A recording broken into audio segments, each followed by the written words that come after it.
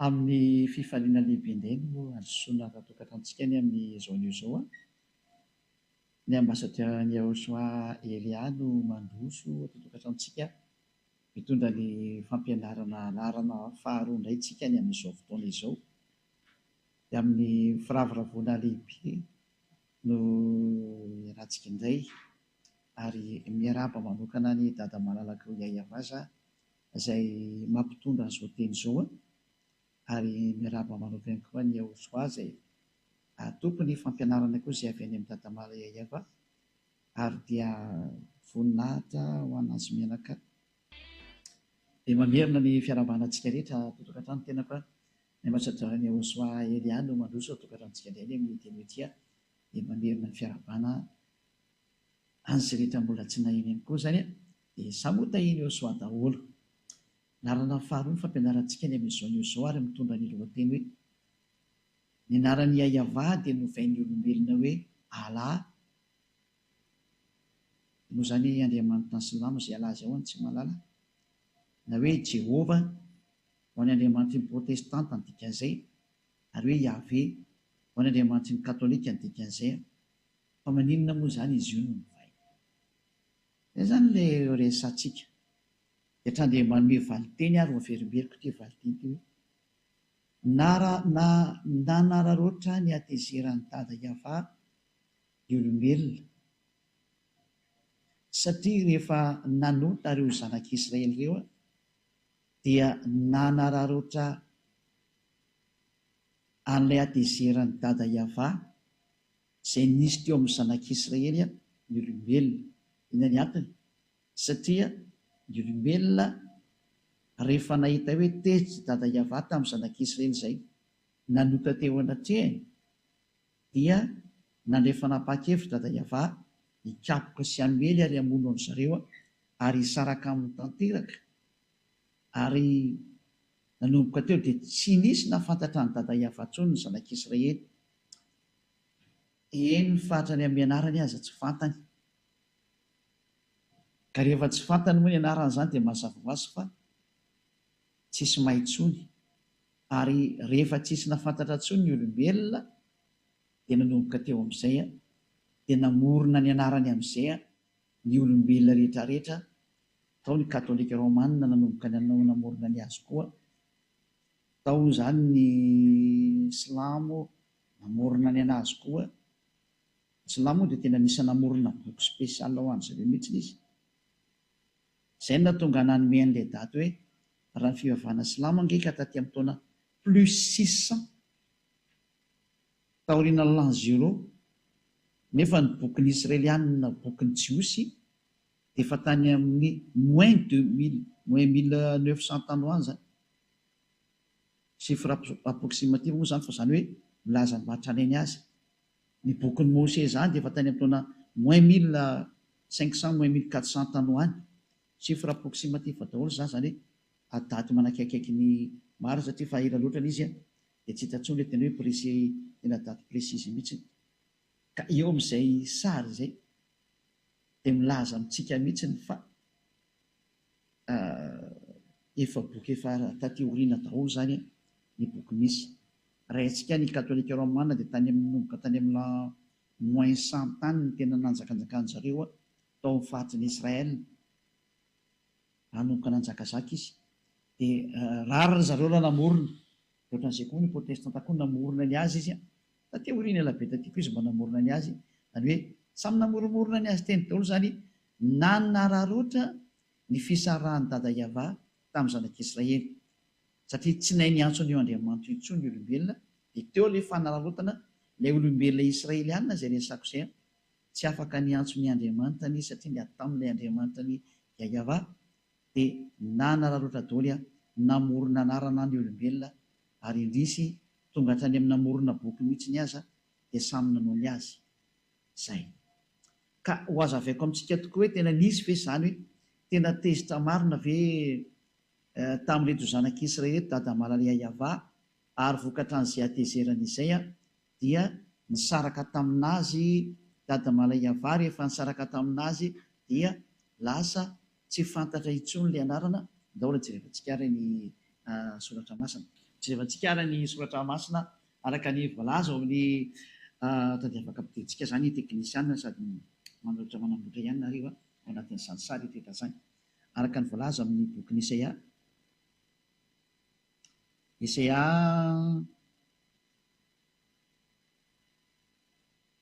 Isaia toko voalohany misy angeny to jerevantsika voalohany Isaia toko voalohany mikasika ny amin'ny hoe ny atezeran'ny dada Yavata amin'reto zanak'Israely reto zany. Raha mamely zany dia mba somaraiketsakely zay ao mety tsara. Isaia toko voalohany dia vakitsika manoko amin'ny andinin'ny faharoa avy hatrany. Zao ny vakitsika zany. Hoe eto zany tsika dia ahitany atezeran'ny dada Yava tamin'ny zanak'Israely ary nanompo andriamanikafa ary zareo ka izay mihitsy natezitra ny dada Yava ary nanao tsy mety izy. Zany hoe niantso andriamanikafa reto Israelianina reto ary nisarahany dada Yava dia lozika be zany rehefa niala tokoa dada Yava dia miverina tamin'ny andriamanikafa natsotsomo zareo izy ary hafa indray koa no niditra teo. Any hoe tena mampalahelo mihitsy ny sara mitanga amin'ny teolombelona ty fa izay no tonga antsika nanome an'ilay daty mihitsy ny ambassadeur-ny Elia hoe ity nge ny daty dia jereo tokoa fa tena nialanareo ny anarana mahafaka amin'ny fahotana satria mantsy ny tena marina io Andriamanitra io tena tsy tia fahotana izy ary tena alany mihitsy n'izany fahotana zany tena tsy mety aminy mihitsy izay teny izay. Aloha vakitsy ny Isaia toko 7:20 anomboantsika anazy aloha amin'izay resaka fahotana izay hoe tsy mety aminy mihitsy io fahotana io.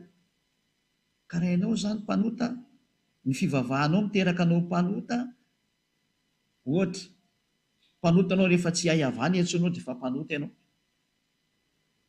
Raha vao miteny hoe Andriamanitra Abrahama ny Andriamanitra anao ka tsy hayavana antsonao dia mpanota ianao satria io ny orizinalina antsony Abrahama. Ka raha misy olona manova an'izany dia efa tsy Andriamanitra Abrahama miaraka aminazy. Lozika be nge zany.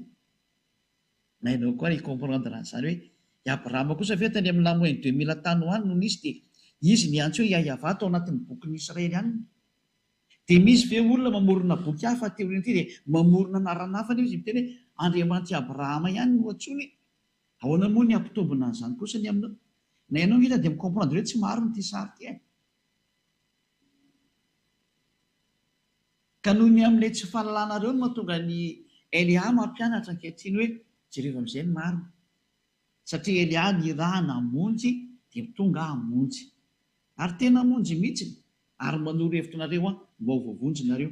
Nao vaketsika ny Isaia toko 7:20 andininy voalohany sy ny faharoa iarahantsika mijery tsy mamaky vonina ry dada Yava sy Osla. Endro ny tanany Yava tsy fohy fa mavonjy ary ny sofiny tsy lalidalaovana fa mary. Fa nieloka reo ny hevitra mampisaraka anareo amin'Andriamanitra reo ary ny fahotanareo no mampiafina ny tavany aminareo ka dia tsy mihaino izy. Io zany no mazava be ny tena Andriamanitra fa io Andriamanitra io dia tsy mihaino ny mpanota noviana noviana ary tsy mety mifandray amin'ny mpanota ary tena alany mihitsy ary mandingana mpanota mihitsy ny ary moa izy io. Nketsika jery tena Andriamanitra fa dia ho arantsika araka an'izay mihitsy izy hoe araka ny bokin'ny mpaminany dao jevantsika indray jery toko sy andiny hafa indray tsika tsy hoe jery kely anankiray tsika aloha satria mampianatra dia tsy maintsy manome anareo kotsiny hoe koa misy tenty mba ho jevantsika. Ao amin'ny Jeremia toko 9:10 dia andininy 9 sy ny 9. Jeremia 9:18. Jeremia 16 dia 9:18. 16 voilà. Netsika jery an'ity teny ity indray. Jeremia 16 9:18. Fa izao no lazainy Yava. Dia izany ilay hoe teny milaza mihitsy hoe tena tsy manaiky zavatra tsy mety io Andriamanitra Abrahama io. Ohatra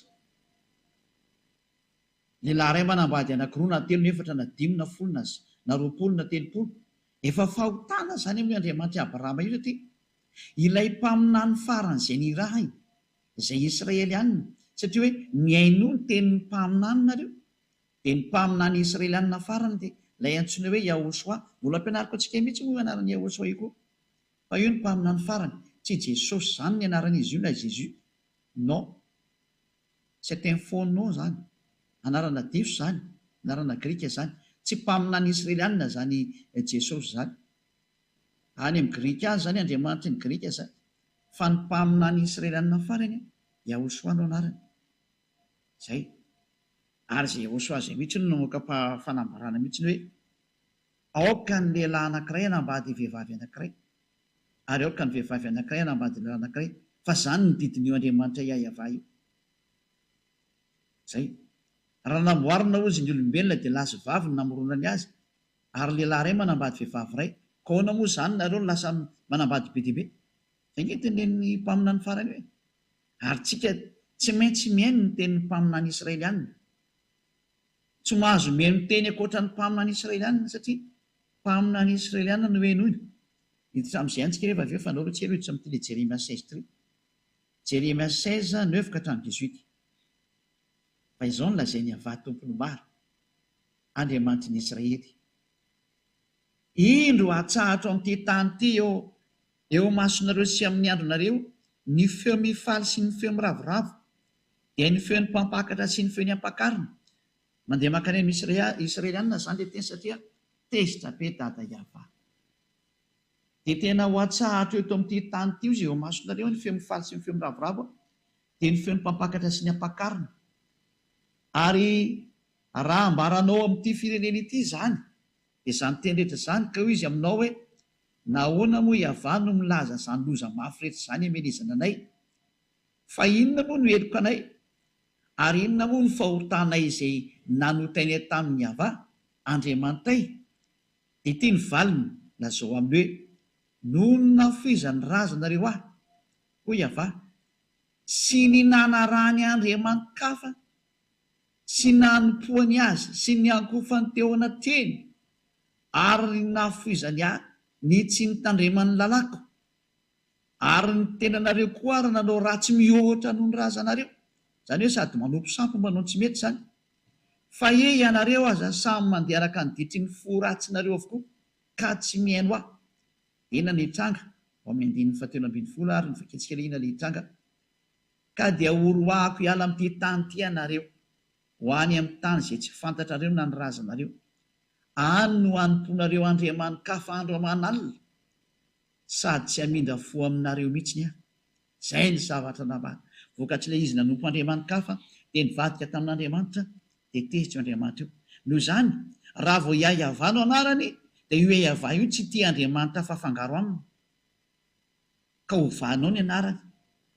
Rehefa hitantsika zany fa Yahova no anarany dia tsy azo atao intsony ny miantso hoe Allah, satria izay ny Andriamanitra Abrahama.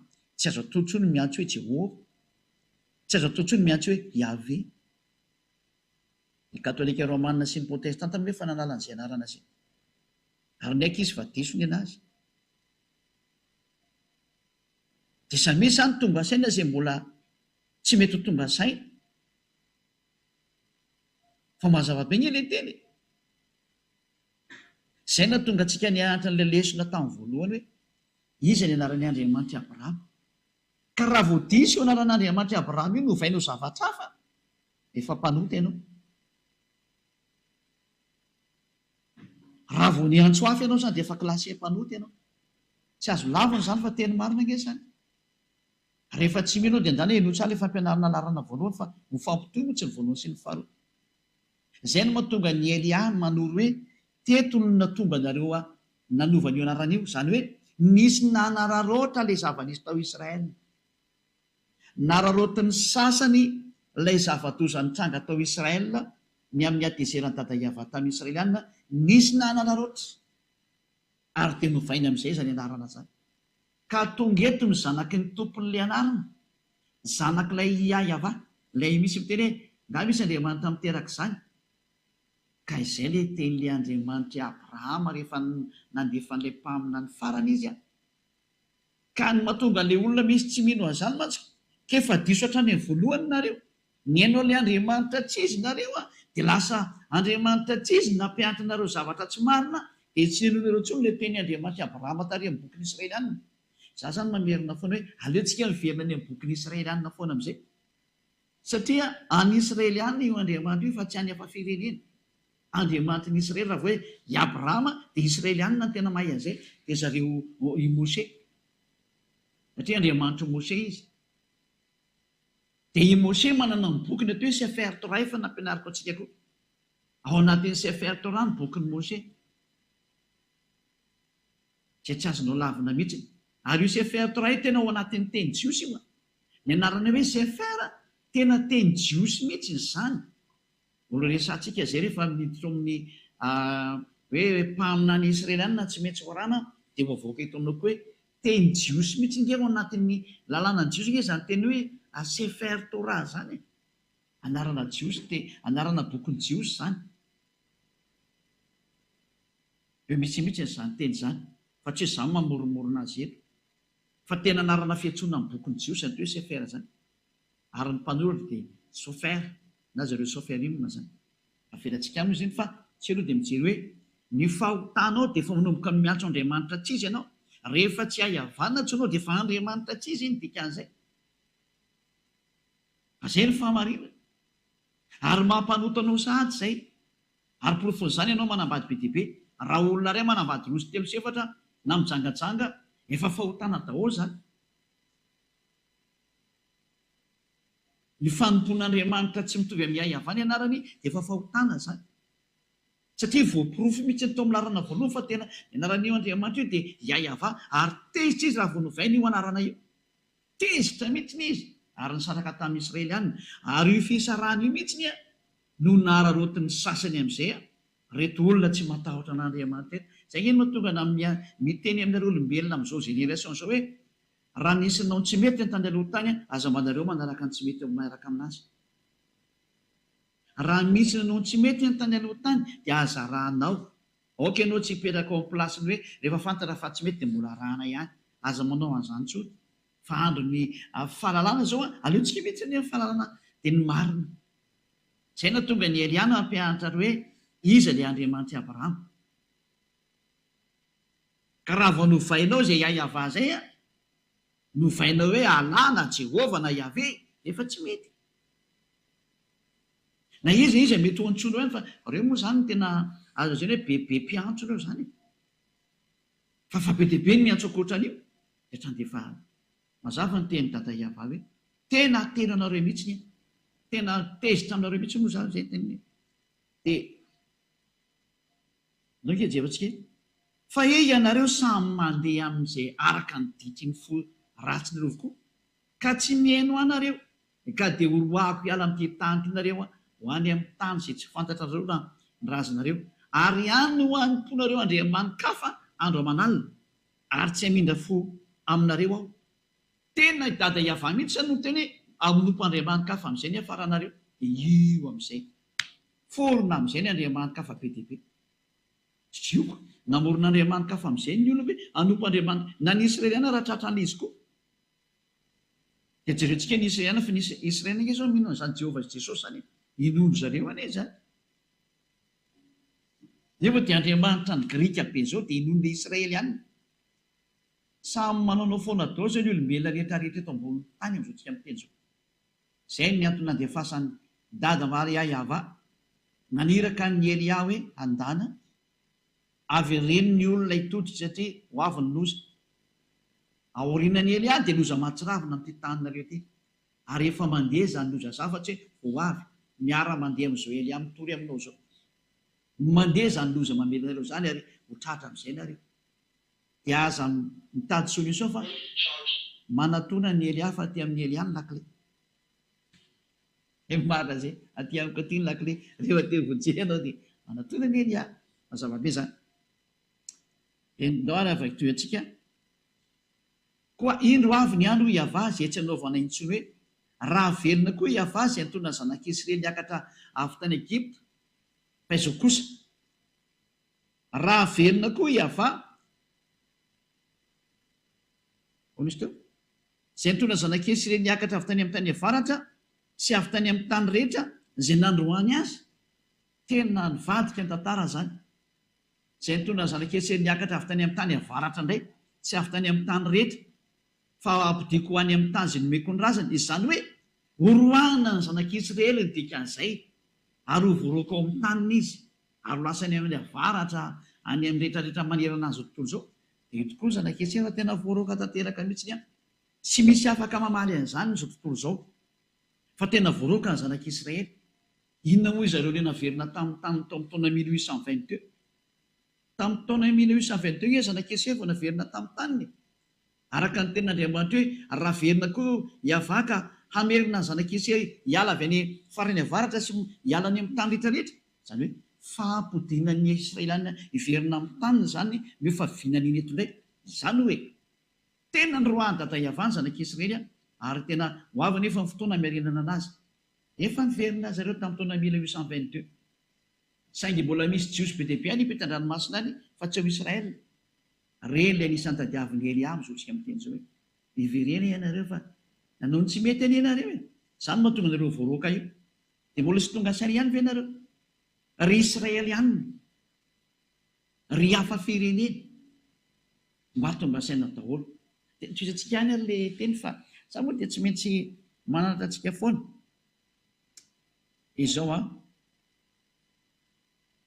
fa ho ampidiko any amin'ny tany izay nomeko ny razana izy. Indro izao aniraka mpanovo maro hiava izay hamovo azy. Ary rehefa afaka izany dia aniraka mpihaza maro izay hihaza azy any an-tendrombohitra sy ny havoana rehetra ary ny antsefatsefaky ny aram-bato. Mpamovo moa zany izany hoe izany mpamovo izany ngamany hoe mpanenjika ve dikasa tsy haiko le teny gasy mpamovo zany. Zay. Izany hoe injehako mihitsy nareo izy dada hiavary tsy amelako mihitsy ireo raha tsy potika. Fa ny masoko dia mijery ny aleny rehetra ka tsy miafina mitavako mihitsy izany. Ary tsy takona amin'ny masoko ny eliny. Alohan'izany nefa dia ho valiko avy sasaka ny elony sy ny fahotany noho ny nandotoan'ny taniko dia ny namenoan'ny lovako tamin'ireo fatin'ny sampony sy ny fahavetavetany ireo. Tezitra mihitsy ny dada hiava lazay ny fahafatin'ny sampony mihitsy. Atezerana nge zany.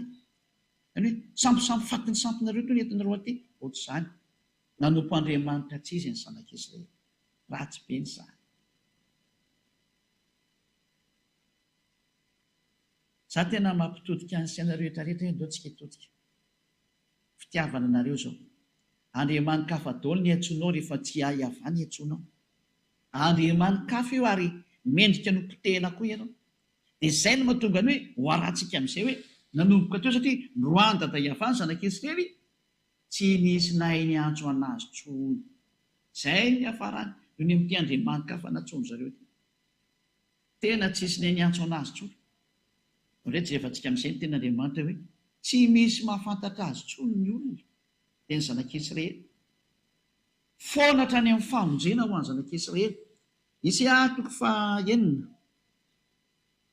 Vakitsika indray ny Isaia 9:9 manao ny andininy 7. Ia vakitsika. Hoy izy, mandehanaka lazao amin'ity firenena ity hoe mandrenesa mandrakariva ihany ianareo ka nefa aza mahalala. Mijereva mandrakariva ihany koa ianareo nefa aza mahafantatra. Ataovy adala ny fon'ity firenena ity ary ataovy lali-dalovana ny sofiny ary ataovy mikipy ny masony. Fa andao ahita ny masony dia andreny sofiny dia alala ny fony dia hibebaka izy ka ho sitrana. Eto izany tenin'Andriamanitra dia efa nametraka mihitsy ataovy adala ny fon'ireo olona reo. Rehefa avy ny menimenina izany dada hiava hoe ho aripako nareo fa tena nanompo sampo nareo. Niantso Andriamanitra tsy izy nareo. Nanao ny adalana faratampo nareo. Dia namoa izany raha tsy efa manao foana daholo koa nareo. Rehefa tsy hahiavany na tsonao dia efa manompo sampy ianao ny dikan'izay. Rofon'izany efa ny alamy katolika romanina sy ny protestanta ilay anarany hoe Yavé sy Jehovah. Fa misy mbola tsy nanalany azy.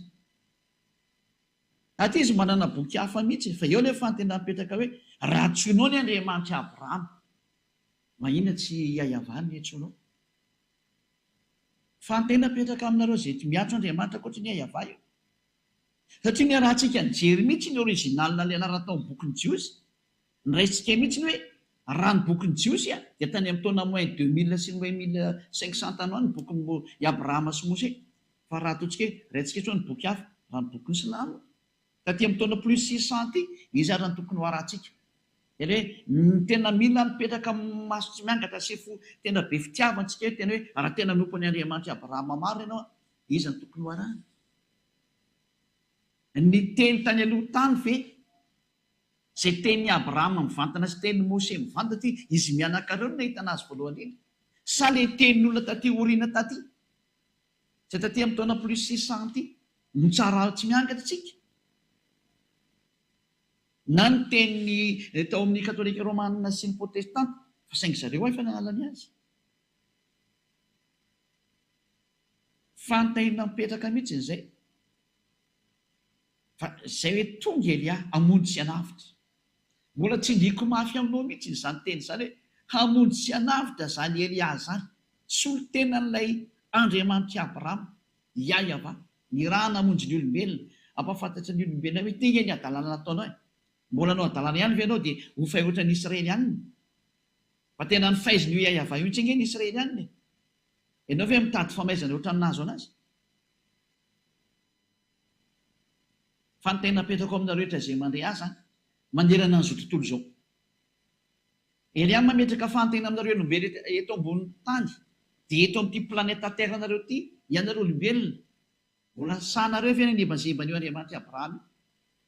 Fa fanazimbazimba anazy ny fanovana ny anarany. Raha Yahva ny netsony Abrahama anazy azo vaina tsony izy efa manimbazimba ianao rovovanao zany. Ary raha Yahva ny netsony Mose anazy mbola manimbazimba koa anao raha hovainao zany satria mpaminany lehibe anankiroa ngery hoe niaraka tamin'ny Yahva. Ka ahoana moa anao ny anazimbazimba ny anarany io hovainao zavatra hafa izy dia amoronanao zavatra hafa mihitsy ny izy. Tsy matahotra ve ianao?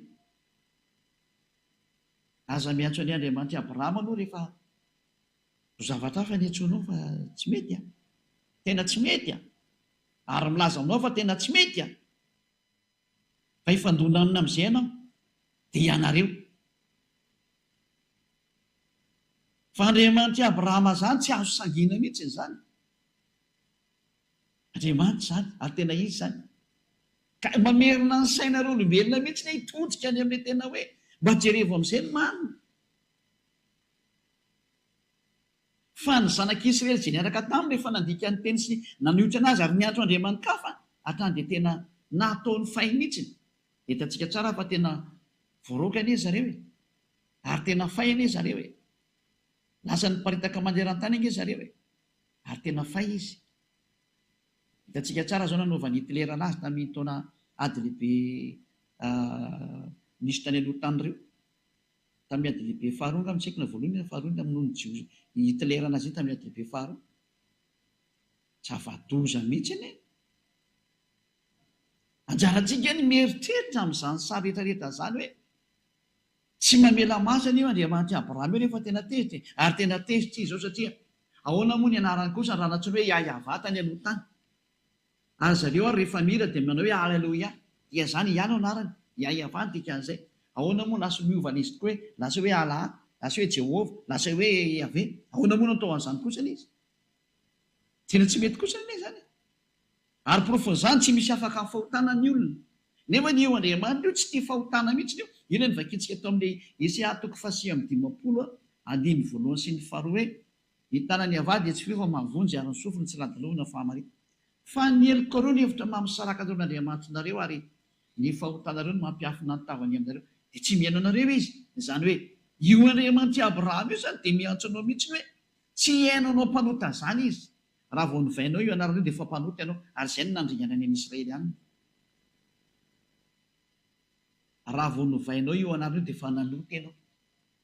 Satria ny teny ny mpaminany Israely ihany hoe ny voninahitro tsy meko ny hafa mihitsy ka tsy ekeny io Andriamanitra io mihitsy zany hoe anarana hovaovaina izany. Raha vakintsika ny boky ny dity folon'ny Jiosy. Raha niresaka tamin'ny Israely ihany izy tamin'izay fotoana izay ka nanome ny fanekena voalohany. Izay nifanaovany tamin'ny zanak'Israely dia izao ny voalaza ny lana hoe aza manana andriamanitra hafa fa izao irery ihany. zay ny voalaza ao anatin'ny didy folo ny Andriamanitra io mena zanak'Israely. Zany hoe tsy ekeny mihitsy zany isy Andriamanitra hitobily anazy any na hovainao ny momba anazy. Rehefa iaiavanao anarany dia iaiava hatramin'ny farany. Ataovaka itsika amin'ny bokin'ny Exodosy toko fa 20:1 sy ny 4 ary ny 7. Dia nilaza zao teny rehetra zao Andriamanitra ka nanao hoe ty le tenin'ny Mose ty a. Ary raha vao mino any Abrahama ianao dia mino any Mose satria Mose sy Abrahama mitovy.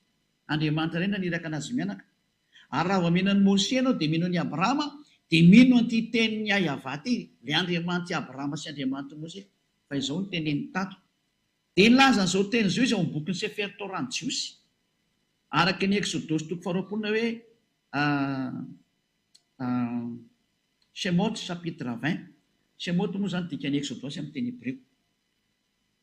Izao ny hava-Andriamanitrareo izay nitondra anao nivoaka avy tany amin'ny tany Egypta tamin'ny trano nandevozana. Eo aloha zany dia efa nametraka ny définition io Andriamanitra Abrahama io fa io Andriamanitra io dia nitondra ny zanak'Israely nivoaka avy any Egypta tao amin'ny trano nandevozana anazy. Apetraka aminareo rehetra izay miantso ny Andriamanitra anareo any nareo hoe nareo ve ilay andevy tany Egypta sa ny Israely any? Manontany tena daholo amin'izay rehetrarehetra na malagasy io na anglisy io na frantsay io na afrikana io na arabo io na sinoa io na japonais na amerikana hoe ianareo ve ny voalaza tamin'ity teny ity sa hafa? Dia voalaza ny ten'Andriamanitra fa ilay Andriamanitra dia tao amin'ny Israelianina mihitsy no niasa araka ny tenin'Andriamanitra Abrahama tamin'ny Mose hoe izao no hiava-Andriamanitra ao izay nitondra anao nivoaka avy tany amin'ny tany Egypta tamin'ny trano nandevozana. Raha ity teny ity zany dia mazava fa izay andevy no miaraka aminy ka andevy tany Egypta. Ka ianareo ve mba andevy tany Egypta? Ianareo rehetrarehetrareo ve mba nisy andevy tany Egypta? Fa izaho manokana aloha dia milaza fa tsisy andevy tany afa-tsy Israelina rery ihany ny andevy tao Egypta. Araka ny voalaza ny tenin'ny Andriamanitra ny Abrahama ary ny soratany dadabe Mose. Fa i dadabe Mose izay tena mpaminany n'Andriamanitra dia niteny fa io Andriamanitra io dia nitondra ny zanak'Israely niala avy any Egypta tao amin'ny trano nandevozana. Raha amin'ny andininy 7:20 mantsy ny Exodosy 19 andiny voalohany. Tamin'ny volana fahatelo taorian'ny ialany zanak'Israely tany amin'ny tany Egypta dia tamin'ny andro zany no natongavany tany amin'ny efitra Sinay. Ao amin'ny efitra Sinay zany zareo amin'io, zareo Israelianina zany. Dia tao amin'io efitra Sinay no nanomezany dada Yavan'ny didy folo any zareo any Israelianina. Dia reto Israelianina reto zany satria ilay nivakiko tao amin'ny andininy fa ao amin'ny toko fa 9 teo. Reto Israelianina reto zany lay andevy tao Egypta dia ireo ilay nentina nivoaka. Io izy ny dada Yahva hoe izaho no Yahva Andriamanitra ao ilay nitondra anao avy any amin'ny tany Egypta nivoaka avy ao amin'io trano nandevozana io. Mazava zany fa ny mahafantatra an'io Andriamanitra io dia ny Israelianina. Noho izany tsy maintsy ny bokin'ny Israelianina ny jerevantsika ny momba azy. Fa tsy azy hoe ary amin'ny boky tsy fantatra ary. Ka misy teny hoe izy io mba mahafantatra an'io Andriamanitra io fa nisy ny teny tamina, ny resaka tamina, nisy ny seho tamina. Aza miditra amin'izany fa ny teny marin'ny Abrahama kosa dia misy mazava hoe izao ilay Andriamanitra Abrahama ilay nitondra nivoaka avy tany amin'ny tany Egypta.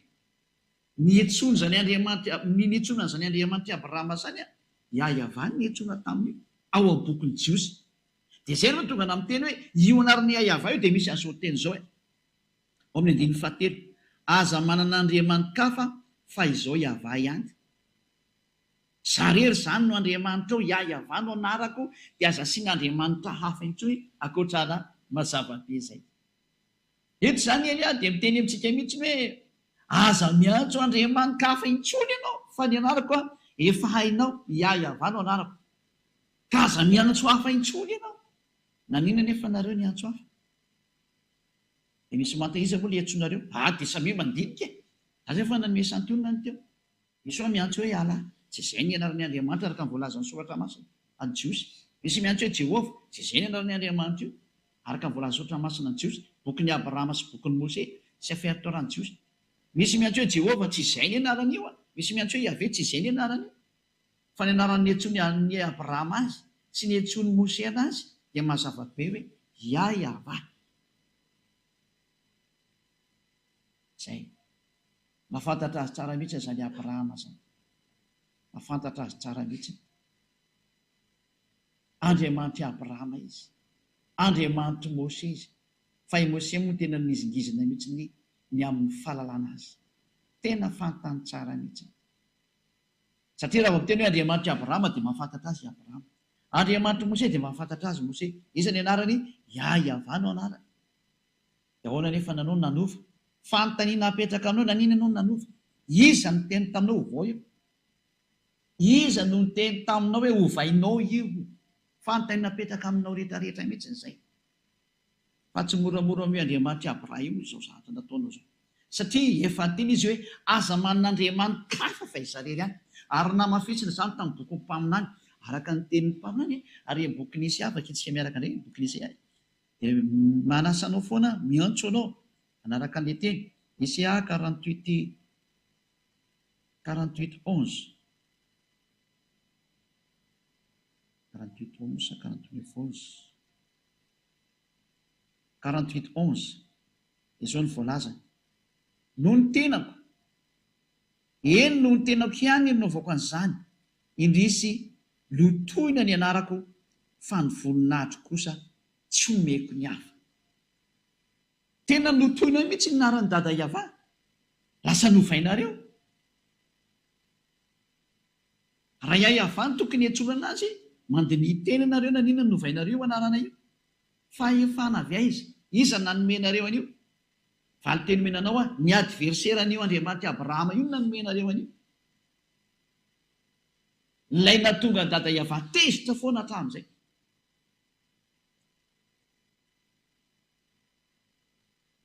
Ary vokatry ny atezerana dada Yahveh amin'izay a, teo amin'izay nareo nanararoatra.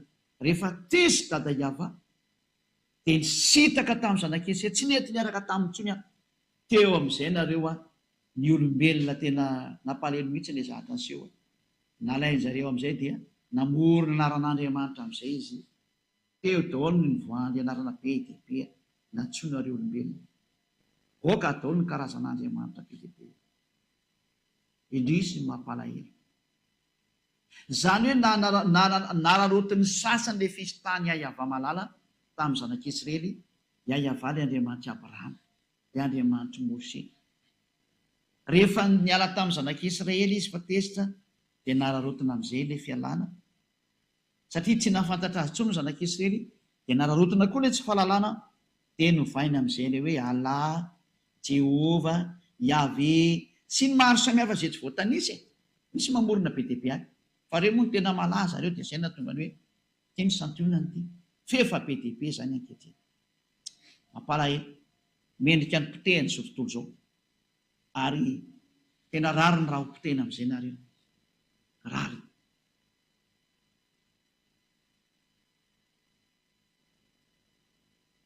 Izany hoe fiza moa zany mianatra amin'ny teniteny takan'ity.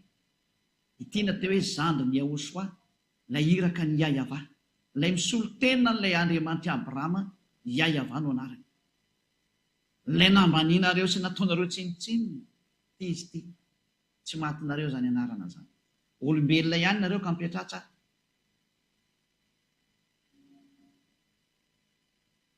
Fa ny tompony aina no miresaka aminareo. Ary ny tompony fanahy. Tsy moramora zao nataonareo zao. Naninona nataonareo an'izao ny Andriamanitra maro?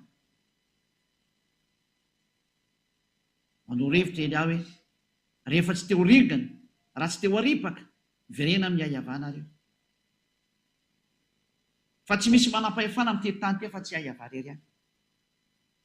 Izy ny Andriamanitra Abrahama, Andriamanitra Mose. Manolo anao hitodika anao ary hiverina. Mba tonga izay. Isaiah toko fa teny moa zany 4:20 no vakiantsika. Isaiah 64 hoe nanomboka tsy misy niantsona rany dada iavantsony ny olona satria tsy afaka miantsona rantsony satria tsisy famonjeny intsony ny zanak'Israely. Tsy misy afaka miantso ny anarany. Isaia 64:6 tsy misy miantso ny anaranao na mifohy fikitra aminao fa efa nanafina ny tavanao taminay ianao ka nandevona anay noho ny amelokay. Tsy afaka miantso tsony ny anaran'ny dada Iavany olombelona dia ny Israelianina. Tsy misy miantso ny anaranao tsony na mba hifoha maraina ka hifikitra aminao. Ina ny antony? Nafeny dada Iavany tavany ka tsisy afaka miantso azy, tsisy afaka miresaka aminy. Izay ny zava-misy izay. Nampalahelo ilay tantara. Tena nampalahelo mihitsy. Indrindra antsika hijery tenin'Andriamanitra fa vokatry ny hatezerany dada Iava aza dia mbola nitoy ihany ny teny hoe tsy nahafantatra azy tsony hatrany amin'ny zanak'Israely. Indrindra efa antsika ny tenin'Andriamanitra ao amin'ny bokin'ny Jeremia 4:22. Jeremia 4:22 dia miara-mijery indray antsika izay. Jeremia 4:22. Indrindra efa antsika ny teny.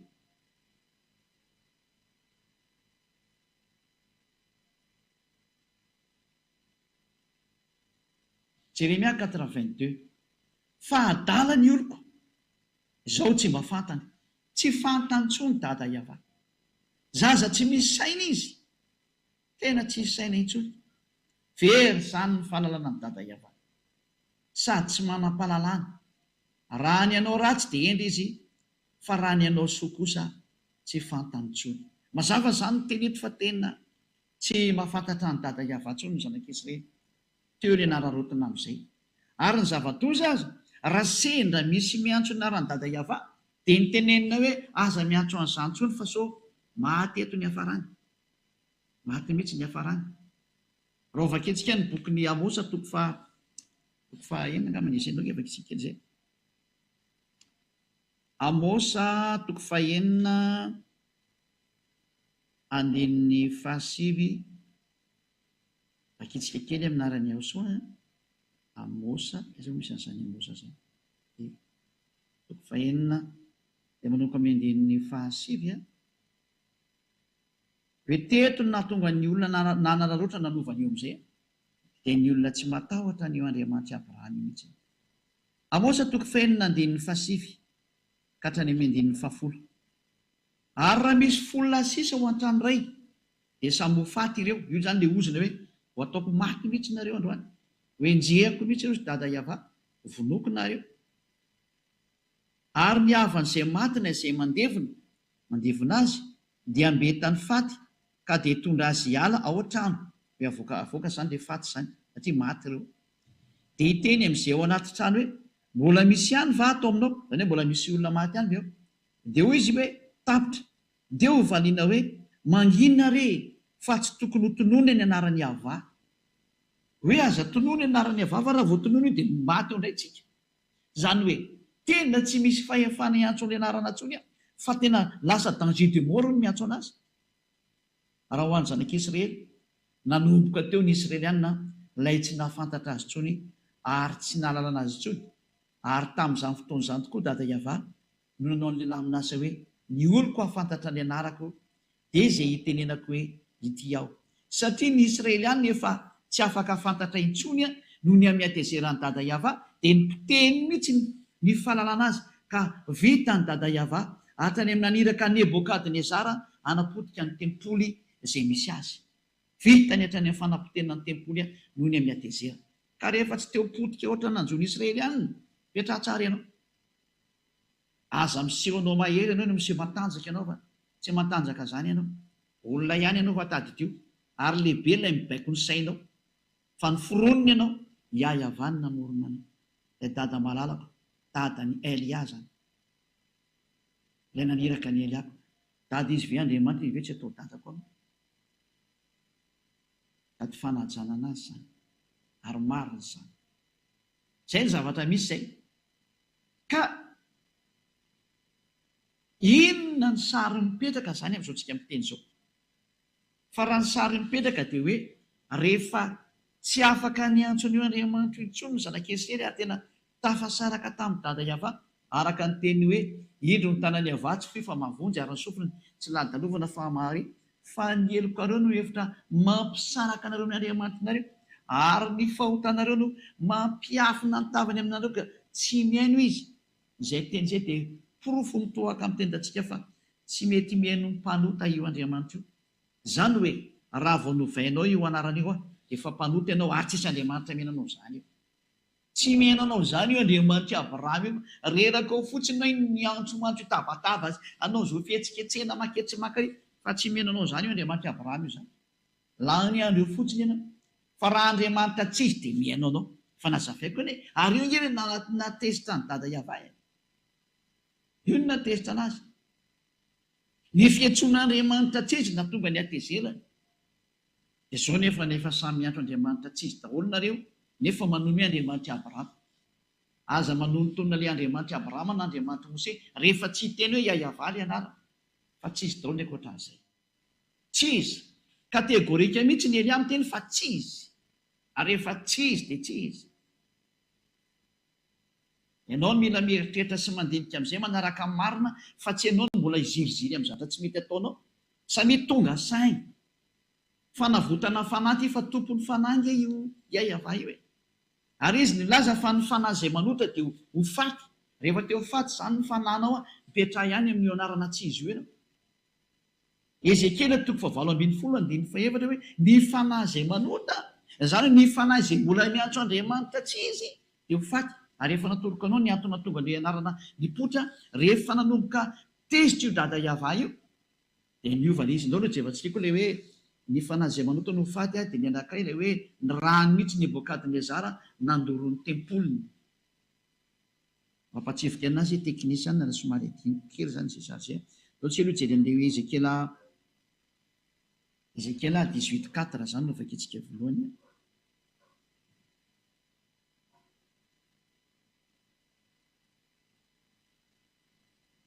Ezekiel 18:4 indro ahy ny fanahy rehetra, toy ny fanahy ray dia toy izany koa ny fanahy ny zanany, samy ahy daholo ireny. Ny fanahy izay manota no ho faty. Izany hoe raha misy fanahy manota zany dia ho faty io fanahy io.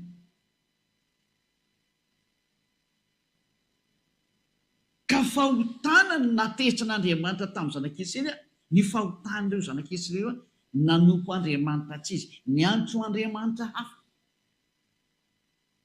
Tany dia fatezerana, potika, fampitehana.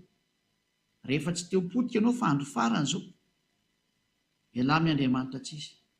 Iverenina amin'ilay Andriamanitra Abrahama antsoina anarana hoe Iava. Iverena amin'ny Andriamanitra ny Mose ilay antsoina anarana hoe Iava. Fa raha ihany ny Andriamanitra izy mianakary. Tena fitiavana izany teneniko izany. Fitiavana ny te-hamonjy ianao satria maninona? Efa mandeha any ny loza hamelanareo olombelona. Efa misy eo ambony lohanareo, efa misy eo ambanin'ny taninareo, efa misy eo akaikin'ny tongotronareo. Efa mandeha ny daholo ny loza. Dia teny amin'ny rivotra efa misy. Feno loza amin'ity taninareo ity amin'izao ritenenako izao. Ny fikapoana eny aminao sisa ny andrasanao. Rehefa tsy hitodika ianao dia hamely ireo. Dia mbola misy fotoana maiza mifehy. Fa fitiavana izany ataon'ny Elia izany. Tena fitiavana izany. Mbola misintona anao foana hoe mba miverena fa ampy izay. Nanome porofo za. Nomeko mihitsy hoe ity daholo ny fôtin'ilay izy. Tato ny navoanareo. Mbola jerevantsika daholo izany rehetrarehetra izany hoe menoa ny tenin'ny mpaminany an'Israely ihany. Izany hoe jerevantsika hoe tena nipotehiny dada Iava amin'izay hatrany amin'ilay tempoliny. Rovakitsika ny bokin'ny Jeremia fimy izy 52 amin'izy. Jeremia 52:11 angambany izy hoe potehiny dada Iava mihitsy ny tempoly tao Jerosalema. Hoe Jeremia 52 amin'izy indray ity zao. Teo amin'ny andininy hoe vakitsika manomboka amin'ny andininy fafy. 52:7 ka hatrany amin'ny Jefia France 7, 8, 9, 10, 11 angambany izay. 10.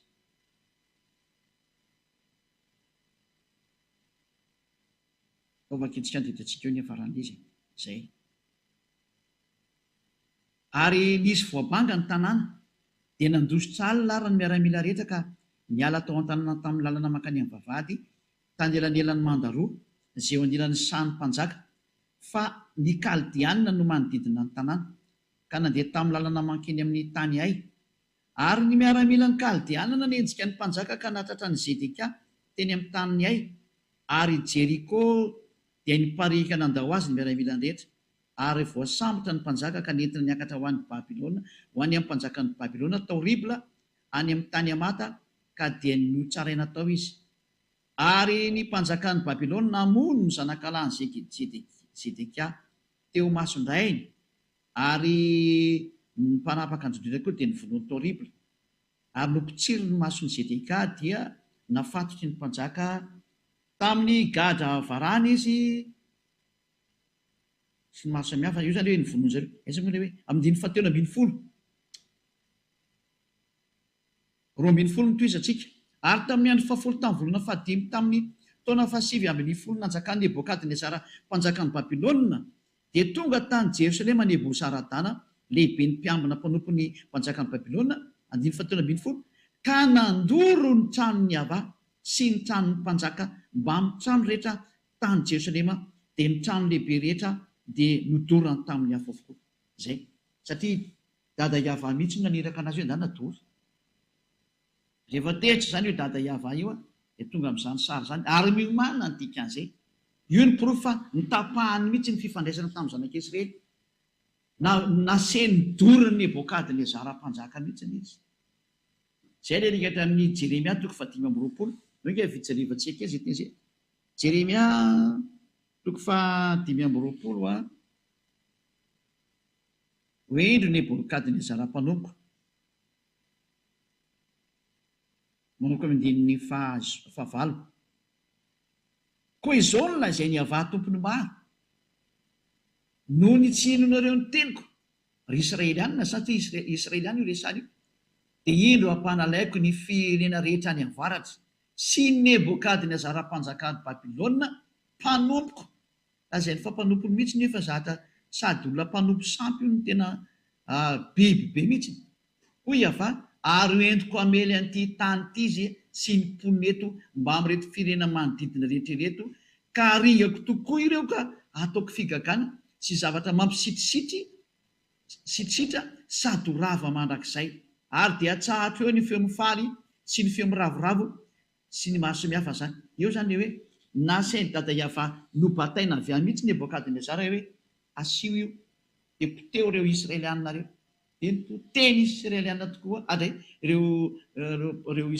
poteonareo Babilônianina io Israelianina io, dia tonga tokoa izy moa i Nebokadnezara mpanjaka dia nanapotika ny tanànan'ny Israelianina, dia nidoro rehetra any amin'ny tranony Iavà mihitsy nidorany. Navelany dada Iavà nidorana amin'izay hoe doro io fa tsy araka amin'ireo intsony zay.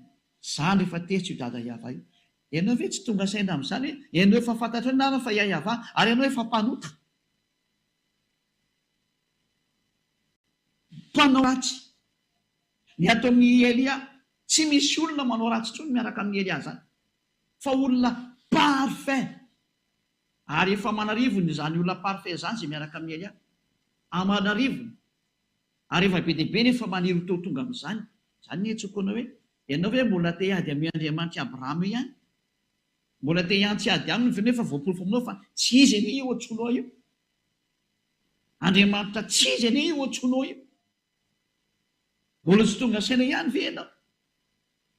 Anjaranao ny mieritreritra, fais ton choix. Na ianao hiady amin'ny Andriamanitra Abrahama io dia tsy izy ihany no ataonao ary. Na ianao tonga saina dia hiverina, dia verena miaraka amin'ny Elia. Andao hiaraka amin'ny Elia amin'izay ianao. Elia ilay niandrasan'ny Israely. Fa zany Elia zany mpanala olona amin'ny fahotana, mitondra olona ho tsy mpanota intsony, ary mitondra olona ho lasa parfait tahaka ny Elia, parfait. Atsony ianao hitodika hoe fiainany amin'ny dada Maria Iavà, Andriamanitra Abrahama, Andriamanitra Mose. Reo zany le teny nomeko anao reo hoe tanteraka ny teny fa rehefa tesy dada Iavà tena nipoteny ny fiarahana aminy. Ary teo nararotina amin'izay satria efa tsy misy tsony ny tempoly dia tsy afaka miantso an'ilay anarana tsony. Lozika be zany. Ko tao amin'ny tempoly ny antsoina an'io anaran'io dia lozika ny tsy fahalalana anazy. Lozika ny tsy fahalalana anazy. Dia novain'ny olona amin'izay ilay izy satria io tantara io tany amin'ny taona moins 500 tany ho any io tantara natongavan'ny Nebokadnezara io. Tao moins 590 teo dia nanomboka ny déportation ny zanak'Israely, zany hoe natao sesitany, esclave. Dia nitoy nandeha tao amin'ny zareo Medianina, Persianina, niditra ilay koa ireny, niditra ny Grika, niditra ny Romanina, ary taty aorindrinan'ny Romanina niditra ny Arabo. Ary teo na tonga ny famoronana ny anarana ihany koa satria hoe rava ny anarana dia namorona koa ny Arabo. Namorona ny anarana hoe Allah izy. Tahaka ny katolika Romanina namorona hoe Yahvé, tahaka ny protestanta namorona hoe Jehova, samy ara namorona. Ary niforona dao ny anaran'Andriamanitra be dia be rehetra izay efa tsy haintsika intsony nisy ny amin'ity tany ity. Samy nanao daholo ny rehetra rehetra. Izay natonga nanana profeta ity ilay marina, miverena amin'ny marina daholo. Miverena ao amin'ilay marina daholo fa ampy izay tsy marina nataonareo izay. Ary lazaiko anareo fa tena fitiavana zao. Fitiavana ny hamonjy olona, hanavitra olona, hamerina anareo any amin'ilay tena nahary tongotra hamantananareo fa ny mpanota izay voalaza fa mpanota iny dia tena ho faty ho any amin'ny elongena, ho any amin'ny l'enfer, l'étang du feu, ho any amin'ny afo mirehitra mandrakizay ianao. Fa mbola io Andriamanitra Abrahama io no teny azay hoe ho alefako any ny mpanota. Izy mihitsy no teny azay tamin'ny alalan'ilay mpamina ny farany hoe Yahoshua no anarany. Jerevantsika izy toarany mpamina ny farany io.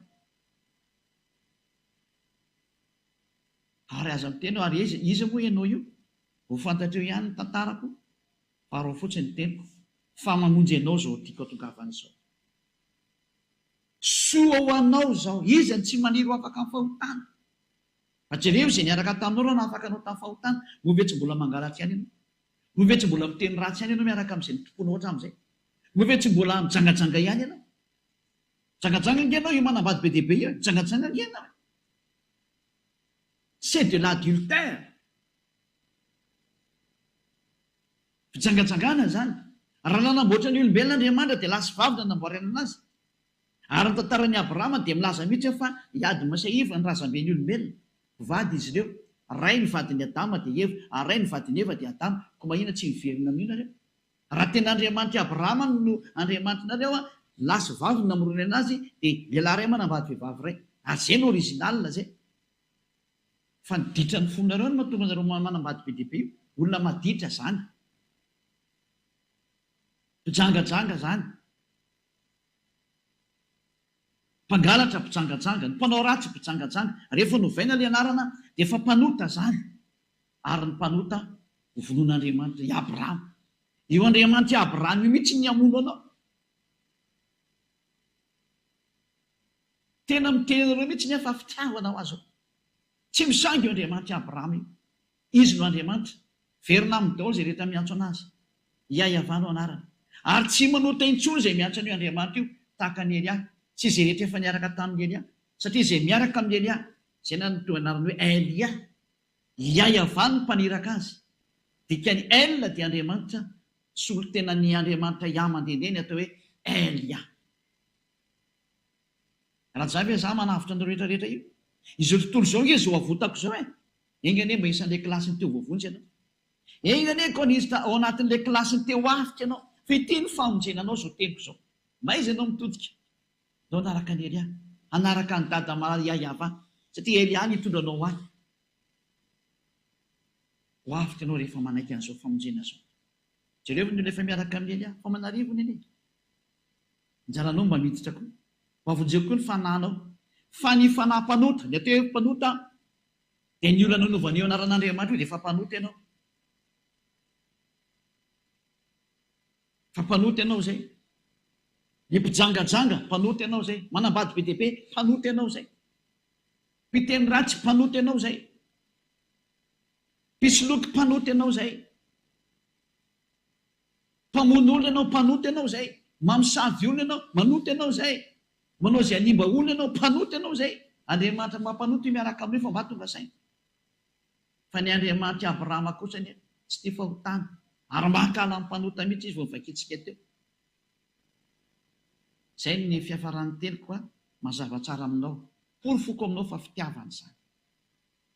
Ny Andriamanitra Abrahama zany tsy fisangy zany. Aza misangy an'izany ianao sy anao sahirana. Olombelona ianao ka mipetra tsara, fa tsy fisangy zany Andriamanitra Abrahama zany. Izy tena be fitiavana fa tsy azo rarotina. Ny fampianarana antsika manaraka indray hoe ahoana mihitsy ny tenin'ny Mose indray mikasika ny amin'ny mpaminany. Mpaminany iza ny tokony ho arahana sy hoenona teny. Izay no jerevantsika indray amin'ny manaraka izay. Fa eto antsika dia mahita mihitsy hoe efa tsy mety intsony ilay izy. Tena efa diso be ny Andriamanitra anao.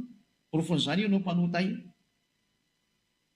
Porofon'izany ianao tsy mety tanteraka io. Fa ny olona izay miaraka amin'io Andriamanitra io, izay no tonga nazo namonjy ianao, mo tonga tanteraka ianao. Fa io Andriamanitra io mihitsy tsy tia olona maloto, tsy tia olona mpanota. Vao ny vakitsika teo izy, hoaringana ianao rehefa mpanota ianao dia hoaringana ianao. Ary rehefa tsy mbola ringana ianao amin'izao dia voatsipy ianao rehefa maty any amin'ny farimy rehetra avy, any amin'ilay feu éternel, mamono anao tsaki-janona. Izany ny toerana famonoana amin'ny fanahy. Izao no misy angaha zany, ka izay ny tenin'ny mpaminany farany. Tenin'ny mpaminany farany taona izany meko anao zany. Yahoshua ilay mpaminany farany. Mpaminany Israelianina, araka ny tenin'ny dada Yahva hoe mpaminany Israelianina no henonao ary ho arahanao. Izay ny amarantsika anazy. Deutéronomia 18:15. Deutéronomia 18:15, mpaminany Israelianina no henonao, anatin'ny Sefer Torah Jiosy zany. Vakitsika sady dia amarantsika anazy. Izay no jerevantsika indray manaraka hoe raha ny lalàna zany dia tsy maintsy atao amin'ny Israeliana eto ihany ny azo rana ny teny. Zareo Israeliana ihany tsy maintsy henona teny, fa ny ankoatra izay dia tsy mahazo. Deutéronomia 18:15, eo avarantsika ara ny teny.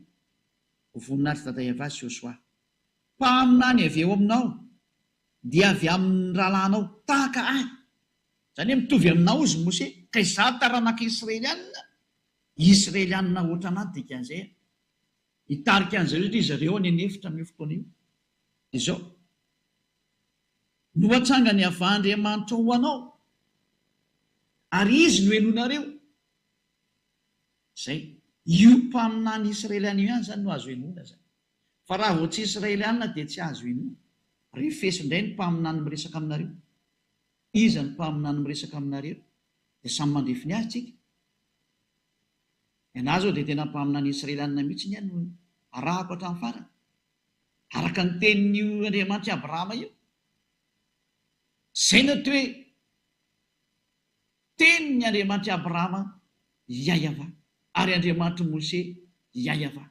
Mpaminany Israelianina. Izay no jerevantsika sy ny toin'izay, satria famonjena manapahatonga antsika any amin'ilay mpaminany farany izay atao hoe Yahoshua no anarany. Fa izany ny tena mpamonjy zany, mpanavitra zany, iraka farany meny dada Yahva ho amin'ny fanavotana ny olona. Dia miraso antsika izay nandresina anaraka, ho tahiny Yahoshua ny antsika rehetra, ho tahiny dada Yahva. Satria tao amin'izany Yahoshua zany nazonana ny famonjena. Izay ilay ho hazavaintsika mihitsy izay. Ho ampahafantarana antsika hoe tena nisy mihitsy ny lamin'asa-pamonjena. Ary ho jerevantsika hoe nakaiza ty tenin'ny dada Yahva ty, raha monjy ny olona izy, aiza ny teny misy anazy. Efa mazava fa tao Israel. Satria Andriamanitra Abrahama izy dia lasa Andriamanitra Mose. Noho izany ary amin'ny taranaka Abrahama nakany amin'ny Mose no misy anazy. Satria ireo no nafantatra an'ilay anarana. Ary ny Andriamanitra Mose, rehefa mino amin'ny Mose zareo dia tsy maintsy mino ny Andriamanitra Mose. Ka ny Andriamanitra Mose dia ao anaty Sefer Torah. Ary ny Sefer Torah dia miteny hoe Yahva zany Andriamanitra zany. Fantina mipetraka hoe inona zany no tokony atao rehefa resy lahatra. Dia arao foana ny fampianarana. Fatoranao dony ataonao fa zao ny teniko aminao manarany Elia. Hatrany andao iaraka amiko. Hoe za hamonjy ny fanahiko hoe za tsy hamonjy tsy hanarin'ny fanahiko fa hamonjy andao zay hamonjy ny fanahiny miaraka mily adaoly am'izay manerana azy tontolo zao onjeo ny fanahinao fa ny fanahy zay manova anarana dia ho faty ozy dada iava araka ny teny ny mpaminany Ezekely mpaminany Israelianina zany ary ny mpanota rehetra tsy mihaino anareo zany ozy dada iava ary izy tsy azonareo terena fa tsy mihaino izy tsy misy an'izany hoe mivavaka dia mifona dia mivavaka dia mifona dia manao ny ataony dia mifona dia manao ny ataony tsisy Andriamanitra ny teny an'izany fa ny mpanota dia ho alefako any amin'ny fahariam-miatrafo ny teneny fandringanana fahatezerana mirehitra zany ny miandry ny mpanota ohatra anareo io dia nareo mpanota rehetrarehetra amin'ity planeta terra ity mpanota daholo nareo ny mbela rehetrarehetra tsy misy afaka na ny ray aza onjeo ny fanahinareo nao anaraka ny Elia efa afaka itsika dada malala iava aho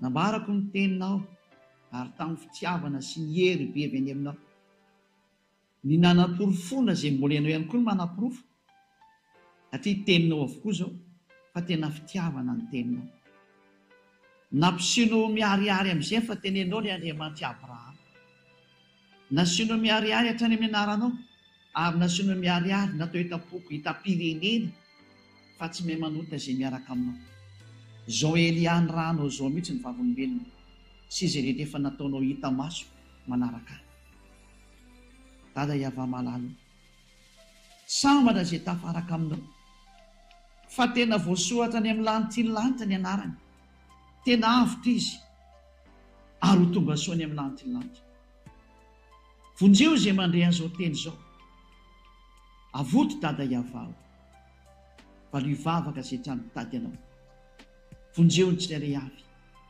fa tena fitiavina ianao tonga ny andro tsy maintsy ampahafantarana ny olona marina mba hiverenanao any aminao satria mandeha ny fandringanana efa mandeha ny mpandringana dada iavao vonjeo izay mbola azo vonjena avoto izay mbola azo avotana atao maimiaino izay mbola afaka mandre voninahitro no mandrakizay sorabetsaka dada malay iavao minarany ahosoa amen dia mirary esotsika etra samy teny osoa ho amin'ny fitoza fampianarana manaraka ary ny hatsarany dada malay iava angy ho aminareo tsiray avy ho amin'ny manaraka indray vedra matao